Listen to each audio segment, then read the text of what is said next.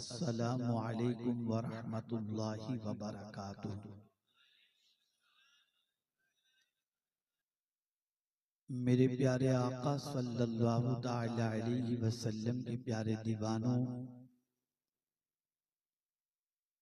आज करीमा के जिस हिस्से की तिलावत का मैंने शर्फ हासिल किया, उससे मुताल्लिक कुछ मारूज़ात पेश करने से पेशतर आकाए करीम रऊफ़ुर रहीम अलैहि तहिय्यत व तस्लीम की बारगाह बेकस पनाह में जिस तरीके से मैं पढ़ाऊं, अकीदत व मोहब्बत में डूब कर उसी तरीके से दुरूद व सलाम का नजराना पेश करें। अस्सलातु वस्सलामु अलैका या रसूल अल्लाह, अस्सलातु वस्सलामु अलैका या हबीब अल्लाह, अस्सलातु वस्सलामु अलैका या नबी अल्लाह, अस्सलातु वस्सलामु अलैका या नूर अल्लाह, व अला आलिका व अस्हाबिका या हबीब अल्लाह, सल्लल्लाहु ताला अलैहि वसल्लम। मैं दिल की अतः गहराइयों से मदरसे ज़हरा लिल बनात के जुमला मुताल्लिकीन, ख्वाह वो मुदर्रिस की शक्ल में हो या मुअल्लिमा की शक्ल में, तालिबात की शक्ल में हो या मुआविनीन की शक्ल में, हर एक को हदिये तबरीक पेश करता हूँ और दुआ करता हूँ कि अल्लाह ताला इस चमन को हमेशा हरा भरा रखे और फैजाने बतूल से इस चमन को माला माल फरमाए, और इस मदरसे में पढ़ने वाली हर बच्ची को अल्लाह ताला खातून जन्नत रदी अल्लाह ताला अन्हा के नक्शे कदम पर चलने की तौफीक अता फरमाए। हजरत मौलाना शोएब साहब, जो हजरत अल्लामा ज़हीर मिसबाही साहब की ईमा पर यहाँ पर हाजिर आए और काम का सिलसिला शुरू हुआ। देखते देखते वक्त गुजर गया, लेकिन ये वक्त यूं ही नहीं गुजरा, इंसान तराशी में गुजरा और अल्लाह ताला ने 25 के करीब करीब ऐसी मुबल्लिगात बड़ौदा की सरजमीन पर तैयार करने की सआदत अता फरमाई, जो बच्चियां सिर्फ मुआशरे के अंदर दीन ही नहीं फैलाएंगी बल्कि साथ ही साथ मुस्तफ़ा जान रहमत सल्लल्लाहु ताला अलैहि वसल्लम की मोहब्बत व अखलाक की भी तरबियत व इशाअत की कोशिश करेंगी।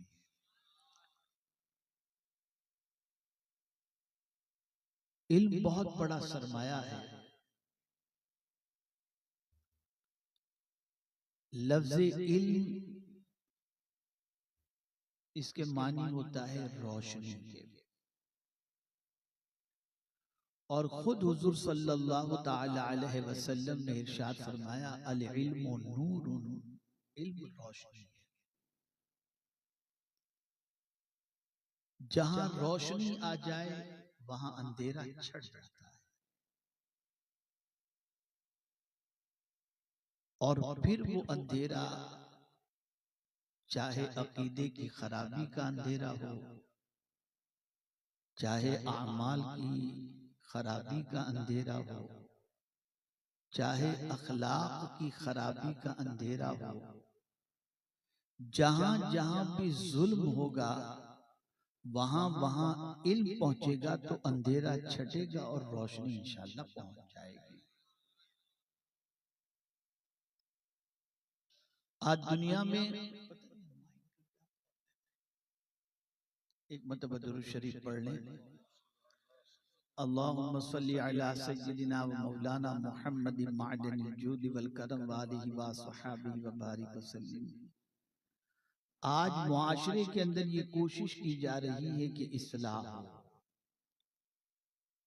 और जगह जगह पर इस्लाह मुआशरा कॉन्फ्रेंस होती है और मुआशरे के मुख्तलिफ पहलुओं के सिलसिले में गुफ्तगू होती है कि ये दुरुस्त हो जाए, ये दुरुस्त हो जाए, ये दुरुस्त हो जाए। इसमें कोई शक की गुंजाइश नहीं कि बिगाड़ का मामला ऐसा है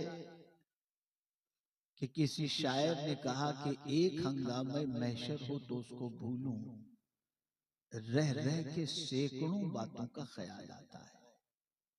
अकीदा बिगड़ रहा है, आमाल खराब हो गए, अखलाक का दिवालिया हो गया, हुकूक इंसानी की पामाली होती जा रही है।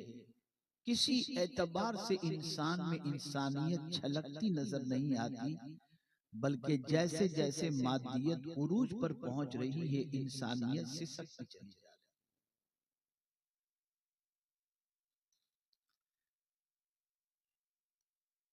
हम लोगों के सामने ये बात जरूर कहते हैं कि निगाहों को नीची रखो कि कुरान में हुक्म है।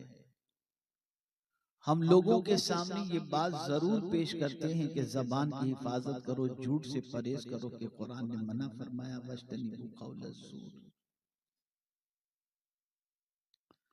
मुख्तलिफ अखलाक व आदात व अतवार के सिलसिले में, अमाल के सिलसिले में गुफ्तगू करते हैं,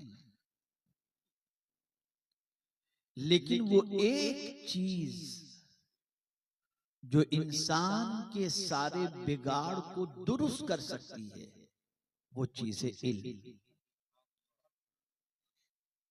अगर इल्म किसी के पास आ गया तो उसका अकीदा भी दुरुस्त हो जाएगा, उसके अमाल भी दुरुस्त हो जाएंगे, उसके अखलाक भी दुरुस्त हो जाएंगे, उसकी तिजारत भी दुरुस्त हो जाएगी, उसकी मईशत भी दुरुस्त हो जाएगी, उसका पड़ोसियों के साथ हुकूक का मामला भी दुरुस्त हो जाएगा। इसलिए कि जहालत वो बुराई है जिसके बतन से हर बीमारी जन्म लेती है, और इल्म वो सरमाया है जिसकी वजह से हर बुराइयां और हर फसाद खत्म होता है।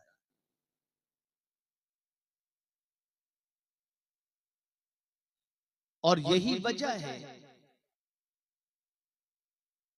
कि तख्लीक आदम के साथ ही परवरदिगार जल्ल जलालहू ने जिस जेवर से हजरत आदम अलैहिस्सलाम को आरास्ता फरमाकर अपने खलीफा बनाने के हवाले से फरिश्तों के सामने पेश किया, वो क्या चीज थी? तो कुरान कहता है वअल्लम आदमल अस्माअ कुल्लहा, हर चीज का नाम हजरत आदम अलैहिस्सलाम को सिखा दिया गया, नाम भी और काम भी। अगर कोई चीज आज पैदा होती है और उसका नाम एटम रखा जाता है, उसका नाम मोबाइल रखा जाता है, उसका नाम इंटरनेट रखा जाता है, जो कुछ भी रखा जाता हो, लेकिन इल्मे आदम से कोई चीज पोशीदा नहीं। वो नाम भी जानते थे, वो काम भी जानते थे। अल्लाह ने हर चीज का नाम और काम बता दिया। यहां एक सोच खास तौर पर मुबल्लिगात इसको जहन में रखें, जो आज जेवरे इल्म से आरास्ता होकर सनद भी हासिल की हैं और रिदा भी हासिल की हैं। इल्म क्या चाहता है? इल्म सबसे पहले ताखीर नहीं चाहता, इल्म उजलत चाहता है। इसीलिए आप देखें, जैसे ही रब्बे कदीर ने हजरत आदम को सारी चीजों के नाम बता दिए तो फरमाया अब ये इल्म तुम्हारे पास मत रखो। आ गया ना, सुम्मा अरदहु अलल मलाइका, ताखीर के बगैर फरिश्तों के सामने उस इल्म को पेश करने का हुक्म दे दिया। ताखीर जरा भी नहीं। इल्म चाहता है कि उससे जुमूद न मिले, इल्म चाहता है कि उसे बहाव। और इल्म ही ऐसी चीज है जितना सिखाते चले जाओगे उतना बढ़ता चला जाएगा।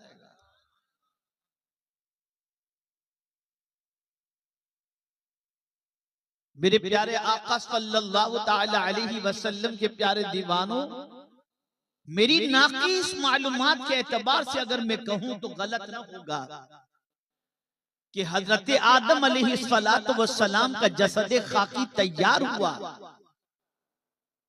उन्होंने अभी सजदा नहीं किया। जसद आदम अलैहिस्सलाम, जसद खाकी हजरत आदम अलैहिस्सलाम का तैयार हुआ, अभी उनको सजदे का हुक्म नहीं मिला। उन्हें तो सारी चीजों के नाम सिखा दिए गए, लेकिन उनकी बारगाह में सर झुकाने का हुक्म फरिश्तों को पहले दिया गया। वइज़ कुल्ना लिल मलाइकति इसजुदू लि आदम, आदम को सजदा कर, वो सजदे ताज़ीमी था। मेरे प्यारे आका सल्लल्लाहु ताला अलैहि वसल्लम के प्यारे दीवानों, अब कुरान कहता है फसजदू इल्ला इब्लीस, सब झुक गए मगर इब्लीस, वो नहीं झुका।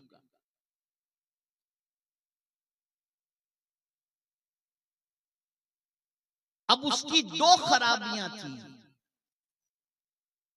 जिसकी वजह से वो नहीं झुका इल्म के सामने। वो नहीं झुका हजरत आदम अलैहिस्सलाम के सामने। वो दो गलतियां और दो जुर्म कौन से थे? अबा वस्तकबार, उसने इनकार किया और तकब्बुर किया। यहां से ये बात समझ में आई, पहले इंसान को इज्जत मिली इल्म की बुनियाद पर, और मुअल्लिमे मलाइका खसारे में हुआ, जलील हुआ, रुसवा हुआ, वो इनकार और तकब्बुर की बुनियाद पर। दो किरदार हमारे सामने वाज़े हो गए। पहला किरदार तो ये है, अगर तुम ये चाहते हो कि दुनिया तुम्हारे सामने झुके तो सुन लो, तुम इल्म का दामन थाम लो। जहां इल्म होगा वहां दुनिया झुकेगी। और सुन लो, अगर तुम्हें ये मकाम मिल जाए कि तुम मुअल्लिम बन भी जाओ, तो तुम्हें इस चीज को जहन में रखना है कि तुम किसी इंसान के सामने नहीं, खुदा के हुक्म के सामने हमेशा झुके रहो, और खुदा के सामने कभी तकब्बुर न करना। जहां तकब्बुर आएगा वहां तुम्हारा इल्म तुम्हें कोई फायदा नहीं। न खुदा के हुक्म के सामने झुकने से इनकार और न तकब्बुर। बहुत अहम नुक्ते की तरफ तवज्जो मबजूल करा रहा। इनकार एक होता है ज़बान से इनकार करना, और एक होता है खामोश रहकर किरदार से इनकार करना। इन दोनों चीजों को समझो। इसको हदीस मुबारका में आका करीम सल्लल्लाहु अलैहि वसल्लम ने इरशाद फरमाया, कुल्लु उम्मती यदखुलु कुल्लु उम्मती मुस्लिमीन यदखुलूनल जन्नत इल्ला मन अबा औ कमा क़ाल।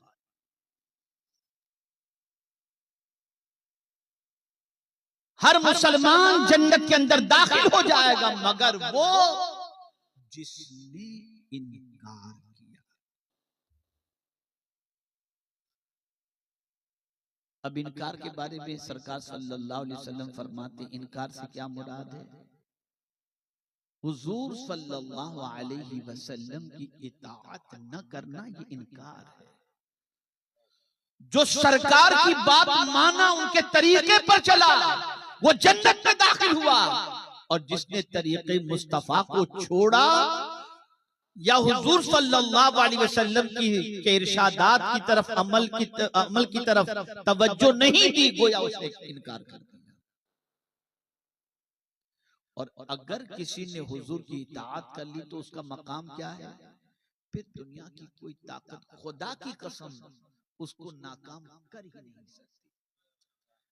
फिर कामयाबी अल्लाह ने उसी के कदमों में लगा दी है, वाबस्ता कर दी है, उसके कदमों में लाकर रख दी है। और ये मैं नहीं कहता, कुरान कहता है, वमन युतिइल्लाह व रसूलहु फक़द फाज़ फौज़न अज़ीमा। छोटी नहीं, बड़ी कामयाबी।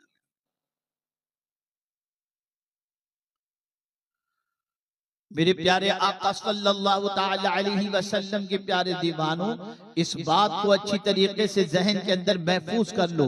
इल्म चाहता है आजिजी, तकब्बुर का जिद, तकब्बुर की जिद आजिजी है, इनकार की जिद इकरार है। जहां इल्म हो वहां पर अल्लाह अज़्ज़ व जल्ल और उसके रसूल सल्लल्लाहु अलैहि वसल्लम की इताअत भी होनी चाहिए, और उसी के साथ साथ वहां पर तवाज़ु भी होना चाहिए। मेरे प्यारे आका सल्लल्लाहु अलैहि वसल्लम के प्यारे दीवानों, आप देखें, इब्लीस के अंदर तकब्बुर था, हजरत आदम के अंदर आजिजी थी।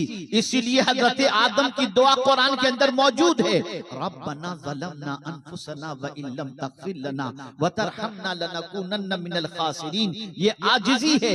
पहले इंसान जन्नत के अंदर हजरत आदम अलैहिस्सलातु वस्सलाम का क़याम, ये सारी चीजों के होने के बावजूद भी जब एक खताए इज्तिहादी होती है तो अकड़ते नहीं हैं, रब्बना ज़लमना अनफुसना कहकर आजिज़ी का मुजाहिरा करते हैं। लेकिन वही इब्लीस जिसको परवरदिगार जल्ल जलालहू ने मुअल्लिमे मलाइका होने का शर्फ अता फरमाया, वो शख्स कहता है अना खैरुम मिन्हु खलक़तनी मिन नारी व खलक़तहु मिन तीन। अल्लाहु अकबर। वो अकड़ता है, मैं झुकूं खुदा के सामने, मैं झुकाऊं आदम के सामने, मैं सर झुकाऊं आदम के सामने, मैं तो आग से पैदा हुआ, आदम मिट्टी से पैदा हुए। अब आप देखें, सजदे की कमी नहीं थी, इबादत की कमी नहीं थी, रियाजत की कमी नहीं थी, तस्बीह की कमी नहीं थी। उसके नामे आमाल में नेकियों का इतना खजाना मौजूद था कि अगर वो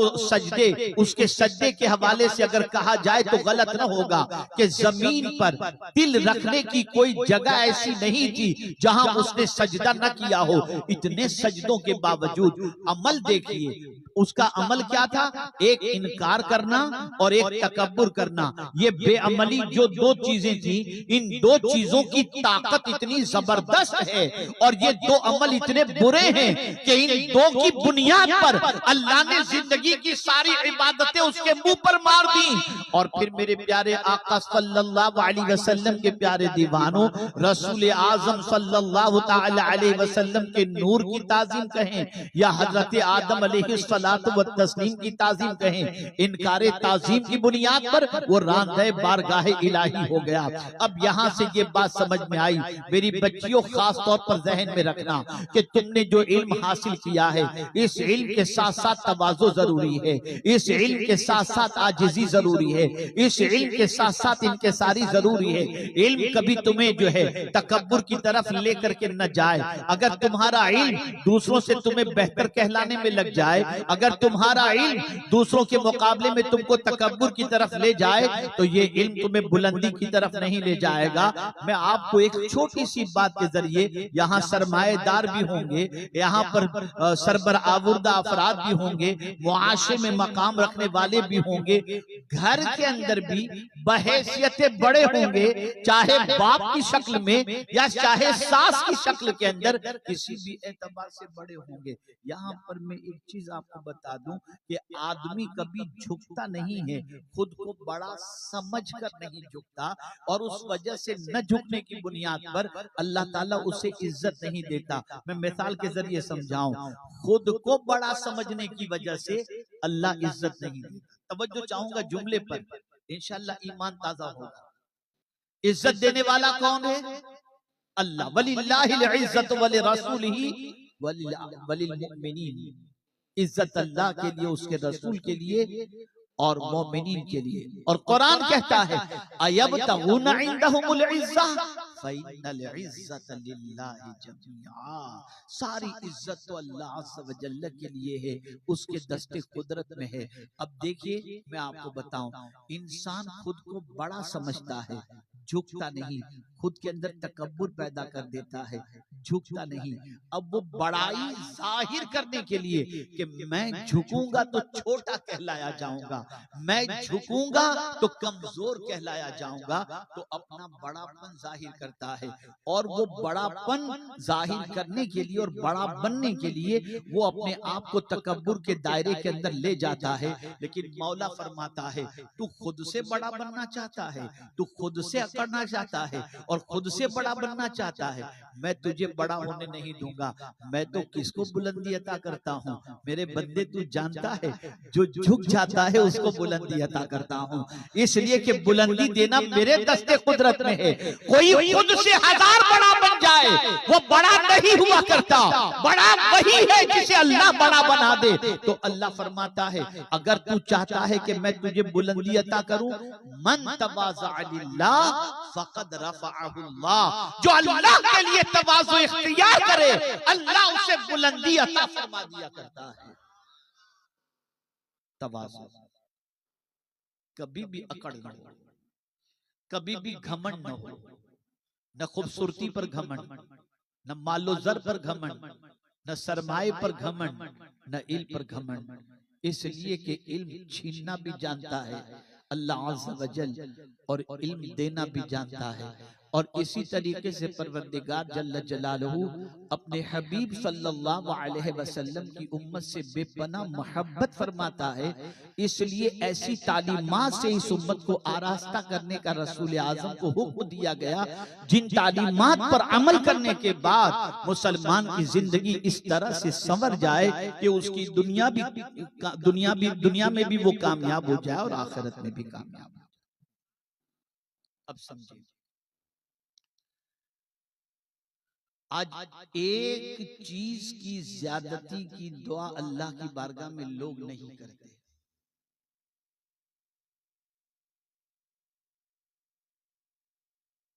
और बाकी सारी चीजों की ज्यादती की दुआ अल्लाह की बारगाह में करते नजर आते हैं। और उसमें भी सबसे ज्यादा माल की ज्यादती। अब तो YouTube के ऊपर ज्यादा व्यूज उसको मिलते हैं जिसमें मालदार होने का वजीफा होता है। जहां कहा किसी ने कि टाइटल आपने देख लिया कि ये पढ़ो मालदार हो जाओगे, दौलत खत्म नहीं होगी, 4 दिन में बन जाओगे, इतना आ जाएगा, रखने की जगह नहीं होगी, लगे हैं माशाल्लाह, लग गए उसके अंदर। उसके व्यूज जरा देखिए आप। और अगर इसमें कोई ये कह दे कि अल्लाह ने हुजूर से फरमाया है कि मेरे महबूब अगर तुम चाहते हो दिया तो तुमको मैंने बहुत कुछ है, क्या नहीं दिया अल्लाह ने हुजूर को? जमीनो जमात तुम्हारे लिए, मकीनो मकान तुम्हारे लिए, बने दो जहां तुम्हारे लिए, हम आए यहां तुम्हारे लिए, उठे भी वहां तुम्हारे लिए, सब कुछ हुजूर के लिए है, सब कुछ। बल्कि मुझे तो हैरत होती है कि क्या शान है मेरे आका सल्लल्लाहु अलैहि वसल्लम की कि एक महबूब के लिए सारी कायनात बना डाली। एक महबूब के लिए। लोग ताजमहल के बारे में कहते हैं कि शाहजहां ने ताजमहल बने। अरे जालिमो, इतना सोचो, क्या ताजमहल और क्या उस मोहब्बत को हम कंपेयर करें। जरा देखो अल्लाह मेरे आका से कैसी मोहब्बत, एक महबूब के लिए सारी कायनात बना डाली, सब कुछ हुजूर के लिए, सब कुछ हुजूर के लिए। बल्कि महशर भी इसीलिए है कि महबूब की अजमत दिखाई जाए कि जरा देखो मेरे महबूब की शान। फकत इतना सबब है इनइकाद बज़्म महशर का कि उनकी शान महबूबी दिखाई जाने वाली। महशर की हुजूर की शान क्या नहीं दिया हुजूर को अल्लाह ने, सब कुछ दिया। और इल्म उसका तो क्या कहना, वअल्लमका मा लम तकुन तअलम। दुनिया का पढ़ाने वाला कोई कॉन्फिडेंस के साथ अपने शागिर्द के बारे में नहीं कह सकता कि तू कभी नहीं भूलेगा। लेकिन या रसूल अल्लाह, आपकी अज़मतों पर कुर्बान के आपके बारे में मौला फरमाते सनो करियो का फला तंसा, ऐसा पढ़ाऊंगा कि कभी भूलोगे ही नहीं। क्या शान है मेरे, सब कुछ देकर भी इतना सब कुछ दिया, जन्नत की चाबी, जमीन के खजाने की चाबी, सब कुछ अता किया। लेकिन इंसान की फितरत में कोई चीज की ज्यादती की तड़प रखी है अल्लाह ने, कि आदमी कोई चीज ज्यादा मांगता है, ज्यादा किसी चीज की तलब करना ज्यादती की फितरत के अंदर है। आदमी किसी चीज में कमी नहीं चाहता, और ज्यादा मिल जाए, हल में मजीद, हल में मजीद, हल में मजीद, ये उसकी फितरत में है। तो महबूब से फरमाया, महबूब अगर कोई चीज तुम्हें ज्यादा चाहिए ना, तो तुम एक काम करो, मांगो मुझसे। किस चीज को ज्यादा मांगो? वकुल रब्बि ज़िदनी इल्मा, ए अल्लाह मुझे इल्म ज्यादा अता फरमा। आप जरा सोचो, जो दुआ अल्लाह ने हुजूर को सिखाई, वो दुआ कितनी अजमत वाली दुआ होगी। उस दुआ की अजमत का कोई अंदाजा लगा सकता है? आकाई करीम सल्लल्लाहु अलैहि वसल्लम को ये दुआ मांगने के लिए रब ने फरमाया कि मेरे महबूब मुझसे मांगो, और अगर किसी चीज की ज्यादती तुम्हें चाहिए तो इल्म को ज्यादा मांगो, मैं तुम्हें इल्म ज्यादा अता करूं। और यहाँ यही दुआ इंसान नहीं मांगता, माल ज्यादा। फिरौन की विरासत तो चाहिए, नबी की विरासत नहीं। इसलिए मुझे याद आ रहा है कि एक सहाबी बाजार के अंदर टहल रहे थे और मस्जिद के अंदर कुरान मुकद्दस का दर्स चल रहा था। वो बाहर निकल करके आवाज देते, चलो चलो मस्जिद में नबी की मीरास तकसीम हो रही है, नबी की मीरास तकसीम हो रही है। लोग अंदर गए, जाके देखा तो दर्स की महफिल चल रही थी। तो आकर के कहते, तुम तो कहते हुजूर की मीरास बढ़ रही थी, वहां तो कुछ बढ़ता हुआ दिखाई नहीं। कहा तुमने क्या देखा? कहा मैंने दर्स कुरान होते देखा। कहा नबी की मीरास और है क्या, और है क्या ये बताओ।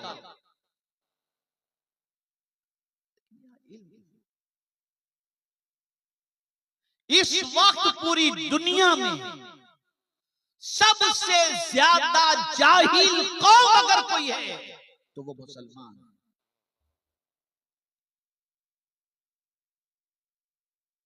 और थोड़ी चुपती हुई बात कह दे, थोड़ी चुपती हुई बात, अभी कुछ महीनों पहले का एक सर्वे हिंदुस्तान के मुसलमानों के सिलसिले में आया, तो उस सर्वे की रिपोर्ट में ये बात आई कि हिंदुस्तान के 60% मुसलमान जो हैं वो पहला कलेमा भी नहीं जानते। ये है मुसलमान। अरे इतना बड़ा मजमा है, मैं अगर आप में से किसी से पूछ लूं कि नमाज के शराइत कितने हैं, तो यूं देखेंगे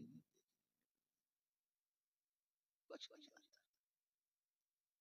लगे हैं माल जमा करने के अंदर, दुकानों पर दुकानें, शोरूम पर शोरूम, पैसों पर पैसे, डेकोरेशन पर डेकोरेशन, बस लगे और समझते हैं कि ये दीन सीखना कोई जरूरी है ही नहीं,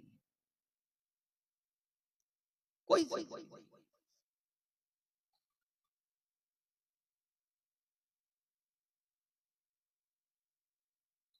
इल्म जो है वो ईमान का भी रहनुमा है और अमल का भी रहनुमा है। मैं आपको बताऊं, शैतान की एक मजलिस जमी हुई थी और शैतान अपने चेलों से अब उनके काम की रिपोर्ट ले रहा था कि जरा बताओ क्या क्या काम तुमने किया। तो एक चेला खड़ा हुआ, कहा मैंने मियां बीवी में तलाक करा दी। अच्छा बैठ जा। दूसरा खड़ा हुआ, कहा मैंने एक नौजवान को जिना के अंदर गिरफ्तार कर दिया। कहा तू भी बैठ जा। तीसरा खड़ा हुआ, मैंने दगाबाजी एक से करवा दी। कहा तू भी बैठ जा। एक एक बुरे काम वो गिनाता रहा, एक एक चेले उठते रहे, गिनाते रहे। शैतान ने सबको बिठा दिया। एक छोटा सा शैतान खड़ा हुआ और कहा, मैंने एक बच्चा मदरसे में इल्म हासिल करने जा रहा था ना, मैंने उसके दिल में वसवसा डाला और इल्म से उसे रोक दिया। शैतान तख्त से उतरा और उसे सीने से लगा दिया, सीने से लगा दिया। सब चेलों ने कहा, बड़ी अजीब बात है, एक बच्चे को मदरसे में जाने से रोक लिया, इसको सीने से लगा लिया, और हमने इतने बड़े बड़े काम किए, कोई फायदा नहीं। पूछ लिया शैतान से कि क्या इसका मदरसे में बच्चे को इल्म हासिल करने से रोकना, जाने से रोकना, क्या इतना बड़ा काम है कि हमारे कामों से भी बढ़कर है? कहा, हाँ, कल सुबह फला जगह सब जमा हो जाना, मैं तुम्हें बताता हूं। सुबह का वक्त था, फजर की नमाज का। एक बेइल्म अनपढ़ जाहिल, जैसा कि तबलीगी जमात में होते हैं, बिल्कुल अंगूठा छाछा, और इतनी जल्दी जल्दी उठ के जाते हैं पांचे ऊंचे करके, कैसा लगता है कि कुश्ती करने जा रहे हैं कि नमाज पढ़ने जा रहे हैं। मैं कभी क्रिटिसाइज नहीं करता, लेकिन मैंने बहुत करीब से अभी उनको पढ़ा है, और मैंने देखा कि जितना इस्लाम का नुकसान उनसे पहुंचा, उतना किसी से नहीं पहुंचा। ये जिहालत के फरोग के अंदर इनका कलीदी रोल। तो अब आप देखिए, एक ऐसा ही कोई जा रहा था नमाज के लिए, बड़ा तकबीर ऊला का पाबंद, लेकिन अनपढ़, बिल्कुल कवाड़, अंगूठा छाप, जा रहा था। इब्लिस ने रोका, चेले सब देख रहे हैं, रोका शैतान के सरदार।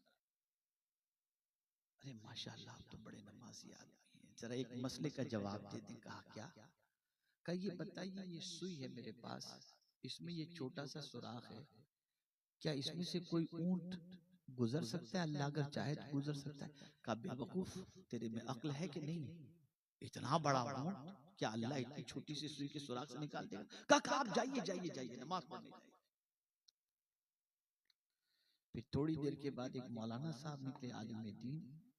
शैतान ने उन्हें रोका, वो भी नमाज के लिए जा रहे थे, रोका। कहा, हजरत एक मसला पूछना है। कहा कि पूछिए। कहा, ये सुई है, इसके अंदर ये सुराख है, इस सुराख से क्या अल्लाह चाहे तो इसमें से ऊंट को निकाल सकता है? तो आपने फरमाया, ऊंट क्या, अगर वो चाहे तो सारी कायनात को निकाल सकता है। जैसे उन्होंने कहा, शैतान ने कहा, बस आप तशरीफ ले जाओ। फिर अपने चेलों से कहा, मुझे बताओ, पहले वाले ने तो अल्लाह की कुदरत का इनकार किया, उसका तो ईमान ही चला गया। इल्म नहीं था, इबादत थी, ईमान चला गया। लेकिन ये आलिमे दीन थे, अल्लाह की कुदरत को जानते थे, इसलिए इन्होंने कहा कि सुई के सुराख से अगर अल्लाह चाहे तो सारी कायनात को निकाल दे, और ये इल्म है इनके पास, इसलिए खुद भी ईमान पर कायम रहेंगे और दूसरों को भी ईमान के रास्ते पर लेकर के जाएंगे। इसलिए उसने इल्म के रास्ते से बच्चे को रोका, तो गोया कई लोगों के इल्म की हिफाजत जो इल्म के जरिए होने वाली थी, वो इल्म के जरिए होने से रोक दिया, इसलिए उसको मैंने सीने से लगा। ये जो आज नमाज असर नहीं दिखाती, कभी सोचा आपने? कुछ ऐसे भी हैं जो जमात तर्क नहीं करते, लेकिन रात को क्या करते हैं वही जानते हैं, यूट्यूब पे क्या देखते हैं वही जानते हैं। ये तवाफे काबा करके आने के बाद भी कुछ नजर नहीं आता, इधर काबे का तवाफ करके आए, तीसरे दिन यहाँ पहुंचने के बाद यूट्यूब वही कुछ देखते। तो खाने खाने खुदा देखकर आने के बाद, गुंबदे खदरा देखकर आने के बाद भी निगाह महफूज नहीं रही। क्यों? क्यों नहीं हो रहा? इसलिए कि हम रस्म के आदी हो गए। यार चलो नमाज पढ़ो, वो एक जो लहर चली है ना तबलीगी जमात वालों के, नमाज पढ़ो अल्लाह सब माफ कर देगा, नमाज पढ़ो अल्लाह सब माफ कर देगा, ये लहर के शिकार हो गए। इससे मुराद ये नहीं कि अब नमाज छोड़ दें यार, इल्म हासिल करने लग जाए। नमाज पढ़ो, उसे कायम करो, लेकिन मसाइले नमाज भी सीखो, शराइते नमाज भी सीखो, तरीके नमाज भी सीखो, सब कुछ सीखो। अब यहाँ एक बड़ी प्यारी बात मैं आपके सामने अर्ज करता हूँ, शायद आपका ईमान ताज़ा हो जाए। एक साहब बगैर हज के मसाइल सीखे हुए और जाने हुए और उसके असरार और रुमूज जाने और सीखे हुए गए हज के लिए, बल्कि अल्लाह ने नवाजा था, बार बार हज के लिए जाते थे। एक दिन एक साहिब इल्म से मुलाकात हो गई। कहा बस हजरत इस साल भी आपकी दुआ से मैंने सोचा हज को जाने के लिए। कहा अच्छा, आपने तो काफी हज किए। कहा हाँ। कहा अच्छा ये बताइए कि हज के लिए क्यों गए थे, तवज्जो चाहूंगा। तो उसने कहा हज को इसलिए गया था कि अल्लाह का घर देखो।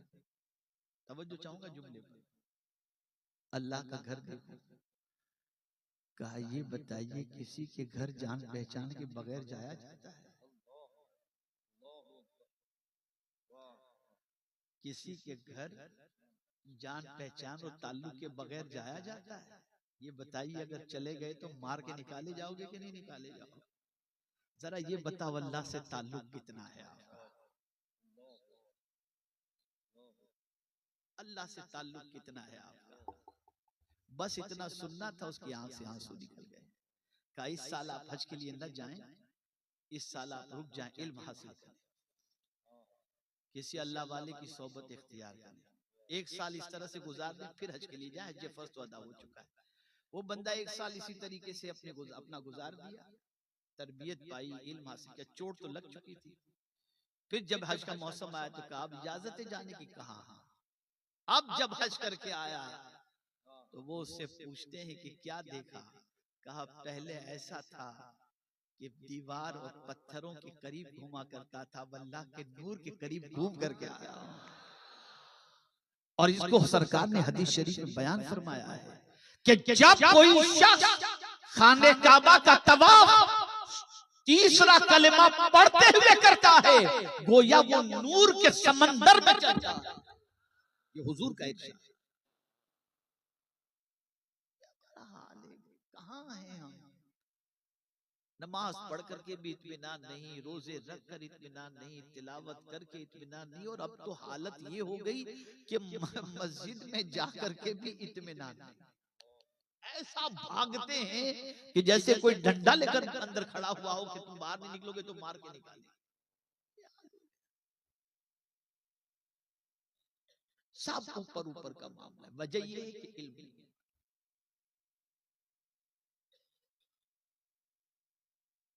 अब आइए एक हदीस शरीफ आपकी समाअतों के हवाले करूं, इसलिए कि मुझे 12 बजे की ट्रेन पकड़नी है। हमारे मौलाना ज़ईद मिसबाही साहब के हुक्म पर मैं हाजिर हो गया वक्त निकाल कर, अल्हम्दुलिल्लाह। अब देखिए मैं आपको बताऊं, एक कायदे कुल्लिया जहन में रखिए। हुजूर सल्लल्लाहु ताला अलैहि वसल्लम जब किसी फायदे की बात करते हैं ना, तो ज्यादातर उसका फायदा दुनिया में भी और आखिरत में भी हो। ऐसे ही काम का जिक्र ज्यादातर हुजूर ने फरमाया जिसका फायदा आपको दुनिया में भी मिले और आखिरत में भी मिले।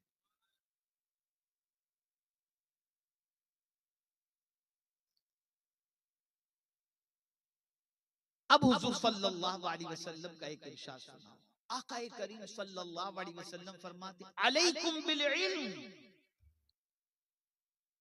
फ़इन्नल इल्म खलीलुल मुमिन। इल्म को लाजिम पकड़ो कि इल्म मोमिन का जिगरी दोस्त। इल्म मोमिन का जिगरी दोस्त। अब ये जिगरी दोस्त हम दुनिया में तो बहुतों को बनाते हैं ना। ये मेरा दोस्त है, सफर में मेरे साथ चलता है, होटल में मेरे साथ चलता है, खाने में मेरे साथ चलता है, अजमेर मेरे साथ चलता है, महाबलेश्वर मेरे साथ चलता है, पिकनिक में मेरे साथ चलता है, मेरा जिगरी दोस्त है, कहीं मना नहीं करता है। तो हम ये दोस्त बना। लेकिन मेरे आका सल्लल्लाहु अलैहि वसल्लम ने इरशाद फरमाया अगर तुम्हें दोस्त बनाना है तो इल्म को जिगरी दोस्त बनाओ। ये दोस्त तो तुम्हारी रूह कब्ज होगी, तुम्हें कब्र में छोड़ करके आ जाएगा, नहीं आएगा कब्र में तुम्हारे साथ। बल्कि अगर वो नेक था और तुम्हारी वजह से गुनहगार हुआ और गुनाहों की आदत के अंदर गिरफ्तार हुआ तो कयामत में जब उसको जहन्नम में डाला जाएगा तो कहेगा मौला मैं तो सीधा साधा था, ये मेरे दोस्त की संगत ने मुझे बिगाड़ दिया, जहन्नम में मुझे तू जहां रखेगा उसको भी ले आकर के वहीं रख दे।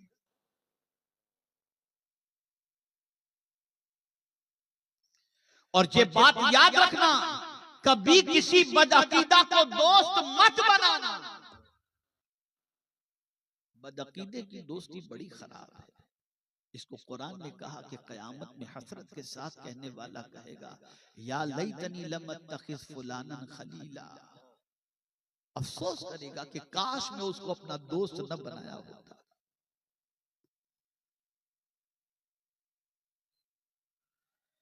तो जितने जिगरी दोस्त हैं कब्र तक, उसके बाद अंदर कोई साथ नहीं। लेकिन या रसूल अल्लाह आपकी अज़मतों पर कुर्बान, आपने ऐसे दोस्त का पता बता दिया जिससे दोस्ती की जाए तो वो साथ कहीं भी नहीं छोड़ता, जमीन के ऊपर भी नहीं छोड़ता, जमीन के अंदर भी नहीं छोड़ता, मैदान महशर में भी नहीं छोड़ता। सरकार सल्लल्लाहु अलैहि वसल्लम फरमाते इल्म को लाजिम पकड़ो कि इल्म मोमिन का जिगरी दोस्त है। जब कब्र के अंदर तुमसे सवाल पूछा जाएगा तो ये इल्म ही है जो तुम्हें जवाब अता करता हुआ दिखाई देगा। तुम्हारी तरफ इल्म तुम्हारे पास है तो तुम उसका जवाब देते हुए नजर आओगे। जब पूछा जाएगा मर रब्बुका मा दीनुका मा कुंता तक़ूलु फी हक़्क़ि हाज़ा रजुल, अगर इन 3 सवालों के जवाबात तुमने हासिल कर लिए, सीख लिए, ये इल्म तुम्हारे पास है तो कब्र में तुम इसके जरिए जवाब दे दो। फिर ये इल्म तुम्हें काम मैदान महशर में भी आएगा। मैदान महशर, बल्कि जिस इल्म वाले से तुमने दोस्ती की वो इल्म वाला भी कयामत में काम आएगा। जब जहन्नमियों की कतार लगी होगी और उलमाए बाअमल जिनका हिसाब हो चुका होगा और जन्नती डिक्लेयर तो कर दिए गए होंगे लेकिन जन्नत में जाने की इजाजत नहीं मिली होगी, उन्हें जन्नत के दरवाजे पर रोक दिया जाएगा। रुके रहो, घबराएंगे, हमें यहाँ रोक दिया गया, लोग तो जन्नत में जा रहे हैं, हमें जन्नत के दरवाजे पर रोक दिया गया, मौला वजह क्या है? तो उलमा से रब फरमाएगा देखो ये जहन्नमियों की लाइन लगी है, इनमें से किसी ने दुनिया में तुमको पानी पिलाया हो, कोई तुम्हारी किसी किस्म की मदद की हो, तो आज तुम तन्हा जन्नत में नहीं जाओगे, उसका हाथ पकड़ो और अपने साथ लेकर जन्नत में चले जाओ।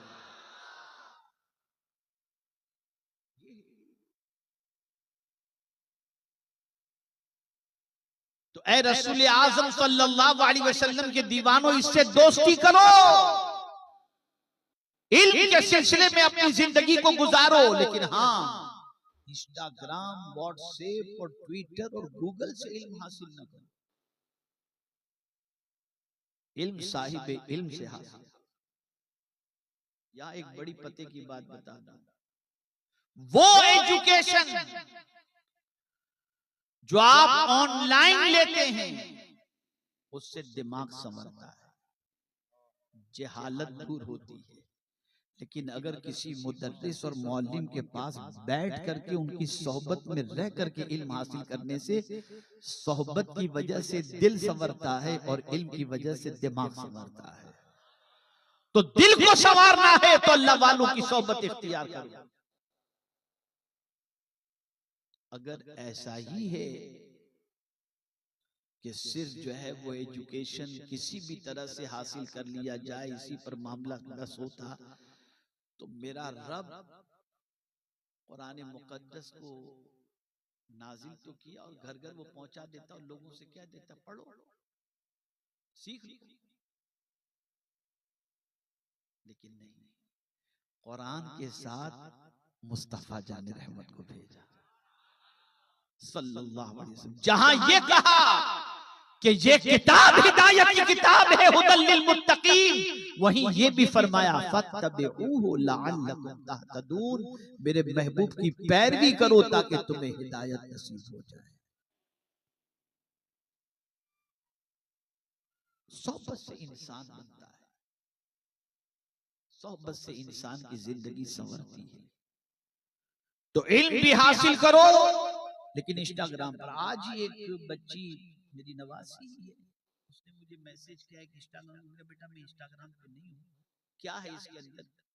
तो वो भी उम्रा को जाने वाली है, तो उसने कहा कि नानू उसके अंदर ये है कि वैक्सीन का। बेटा मैंने कहा सब मुझे मालूम है, और वो वैक्सीन वगैरह सब ठीक है अपनी जगह पर, वो हो जाएगा। पहले मुझे लगा कि चूंकि वो आलिमा बन रही हैं तो कोई मसला पूछी होंगी या कोई सवाल वगैरह होगा, इंस्टाग्राम में कुछ आ गया होगा। तो ये इंस्टाग्राम का मामला ऐसा है कि बस जहाँ पढ़ा दिया, कुछ जानते हो न जानते हो ऐसा, और समझते हैं कि पढ़ाने से जन्नत मिल जाएगी। अमल इस पर कुछ भी, क्या इस पर आप भरोसा करते हो? कैसी कैसी बातें उसके अंदर आती।